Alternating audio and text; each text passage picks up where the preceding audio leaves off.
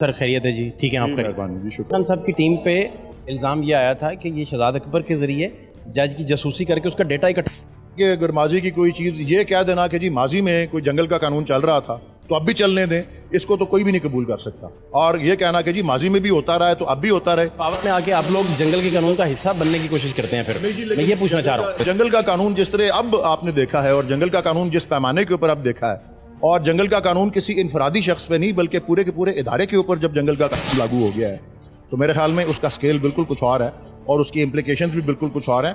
और ये हम सब के लिए बहुत तशवीश का बायस है। और अगर पाकिस्तान जिस किस्म की माशी हालात से गुजर रहा है, अगर दुनिया भर ये देख रही है कि पाकिस्तान के जज भी इंसाफ मांग रहे हैं, तो किसी इन्वेस्टर को क्या इंसाफ मिलेगा? आपके ख्याल से इसमें कोई लोग आएंगे? क्या सर अभी आप क्या देख रहे हैं? अभी फोर्स क्या कर रहे हैं? अपना हमारा मुल्क का निज़ाम जो है, और ख़ासकर निज़ाम अदल जिसको system of administration of justice कहते हैं, उसकी तबाही और बर्बादी के ख़िलाफ़ आवाज़ उठाई गई है और उसको उसी तरह से दबा दिया गया है कि इंतज़ामिया के ऊपर इल्ज़ाम है, इंतज़ामिया मुलज़िम है और इंतज़ामिया की बनाई हुई कमीशन, इंतज़ामिया के ही चुने हुए कमीशन और इंतज़ामिया के बनाए हुए TORs के ऊपर जो है कह दिया कि उसकी तहकीक करो, जिसकी तहकीक करो, जिसका मतलब है उसको कुएं में डाल देने के मुतरादिफ है। और इससे बड़ा जुल्म जो है, जब एक मुल्क में इंसाफ नहीं हो रहा होता तो फिर वो इवन दूसरी जंग अजीम में चर्चिल ने कहा था अगर इंसाफ हो रहा है तो मुल्क चल जाएगा, इवन इतनी बड़ी जंग भी हो रही हो।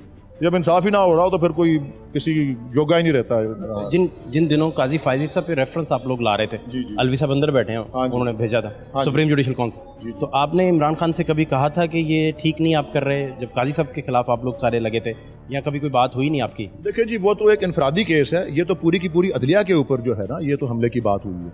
ये पूरी की पूरी अदलिया, अब 6 जजेस ये कह रहे हैं और 6 जजेस ने मातहत अदलिया के बारे में भी ये सारा कुछ कहा है। ये बात अपना जो काजी फैज़ ईसा साहब थे उनके ऊपर उन्होंने कोई ये इल्ज़ाम तो नहीं लगाया था कि जी मेरे घर के ऊपर आके उन्होंने कैमरे लगाए हैं। ज़्यादा बड़े स्केल के ऊपर और एक बड़े वसी पैमाने पर एक चीज़ हुई है। और चले कम अज़ कम जैसे काजी फैज़ ईसा साहब को अपने ही इदारे से इंसाफ तो मिल गया था, इन जजेस को तो इंतज़ामिया के भेंट चढ़ा दिया गया है। और उसी जज ने जो उस अपने समझते हैं चीफ जस्टिस के, अगर वो बड़े एक साने से गुजरे हैं कि जी आप इस साने से गुजर के आपके साथी, आपकी अदलिया आपको मदद को आई, आपने इन 6 जजेस के साथ जो हुआ है आपने इंतज़ामिया के हवाले उसकी तहकीक को कर दिया। वो सेटल केस इसी बुनियाद पे हुआ था कि जज की सर्विलेंस जो है वो गैर कानूनी है।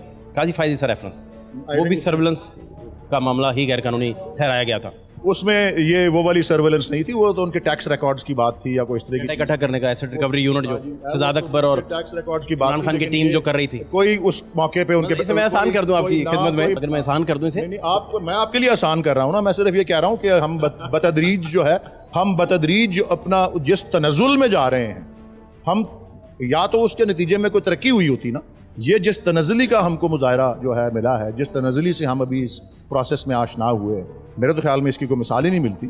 और जब ये एक शख्स नहीं, एक पूरे इदारे के ऊपर इस हमले की बात हुई है, तो ज़रा हमें भी उसको ज़रा ज़्यादा तशवीश से देखने की ज़रूरत है। एक शख्स नहीं, पूरा इदारा जिसके अंदर मातहत अदलिया भी शामिल है और जिसमें इतने सारे फ़ैसले शामिल हैं जो कि 14-14, 18-18 घंटे शहादतें लेकर के एक हफ्ते में 3 फैसले जो हैं, वो मातहत अदलिया की भी बात हुई है ना, एक कन्वेंशन करने की बात हुई है। तो वे कन्वेंशन करने का इस खत में जिक्र नहीं है। कन्वेंशन करें, पूरे पाकिस्तान में पूछें कि जी सिंध हाई कोर्ट के जजेस क्या कह रहे हैं और उनकी मातहत अदलिया क्या कह रही है, लाहौर हाई कोर्ट के जजेस क्या समझ रहे हैं, उनके साथ क्या हो रहा है, पेशावर हाई कोर्ट वाले, बलूचिस्तान हाई कोर्ट वाले, ये बात इसके अंदर हुई है। ये बड़ी सीरियस और बड़ी वसी पैमाने के ऊपर जो है। हामिद खान ग्रुप क्या सोच रहा है, ये नेक्स्ट प्रोसीड क्या करेगा? तो हामिद खान साहब भी जवाब देंगे उसका जी। ओके। तो और कमीशन जो बना तसद्दुक साहब वाला कमीशन जो है, अगर एक एग्जीक्यूटिव ने कमीशन बनाया हुआ है, कल का आप इतवार के रोज़ का 31 मार्च का डॉन का एडिटोरियल देखा मैंने, उसका नाम है डैश्ड होप्स।